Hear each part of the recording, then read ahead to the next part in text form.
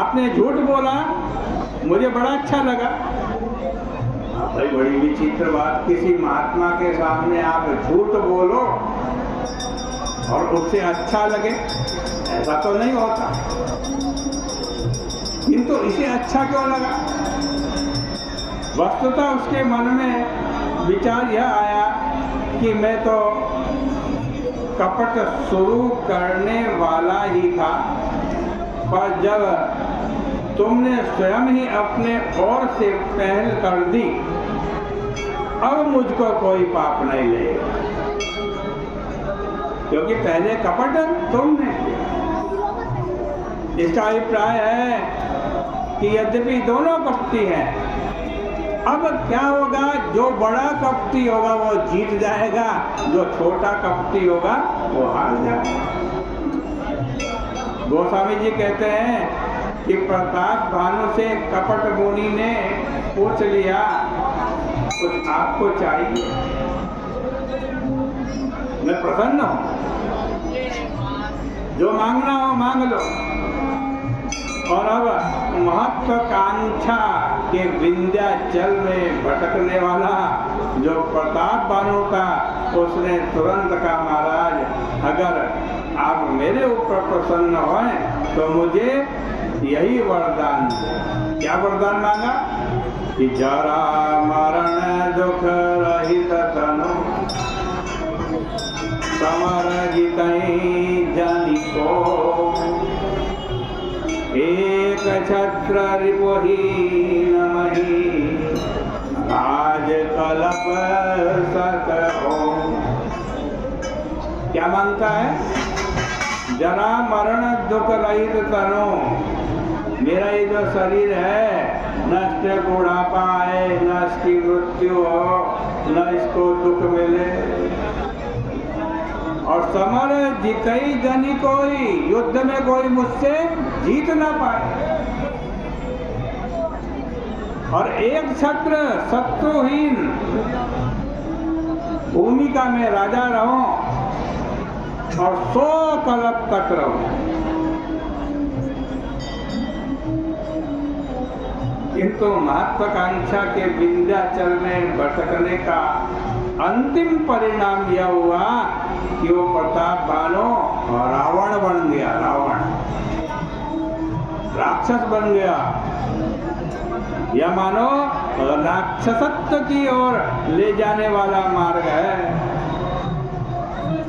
मैं कह रहा था विंध्याचल ने सूर्य का मार्ग रोक लिया, कल की कथा में कह रहा था। विंध्याचल का दूसरा मार्ग वह है जिस पर भगवान श्री राम जा रहे हैं, पर इस यात्रा में भगवान राम को जो महामुनि मिले वो कपट मुनि नहीं मिले। वो कौन मिले राम जी को? भरद्वाज जी मिले, भरद्वाज जी।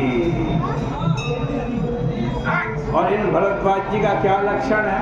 कोई वेशभूषा का वर्णन नहीं कर रहे हैं तुलसीदास। भरद्वाज जी जो ऋषि हैं उनका लक्षण बता है। तप सम दम दया निधाना,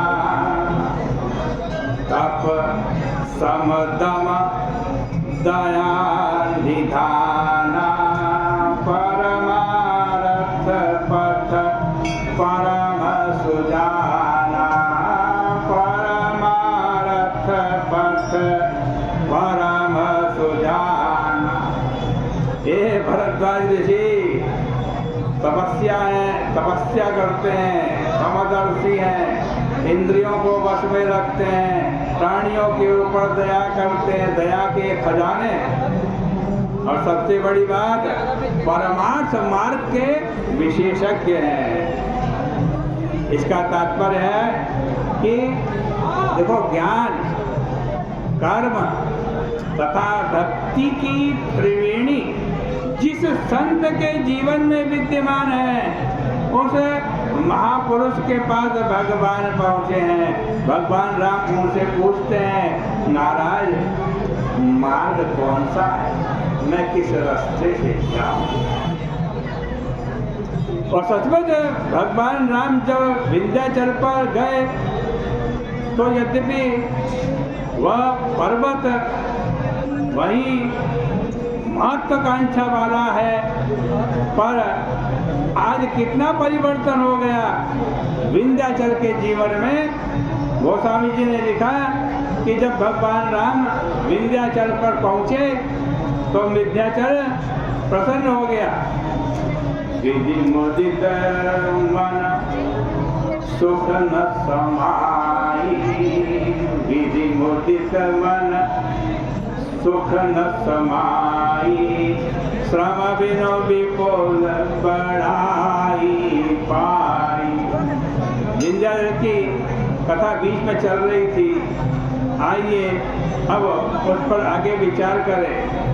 देखो, जब विंध्याचल ऊपर उठने लगा, सूर्य का मार्ग रोकने लगा, तो अगस्त्य जी से कहा गया कि महाराज इसी तरह आप इस समस्या का समाधान करो।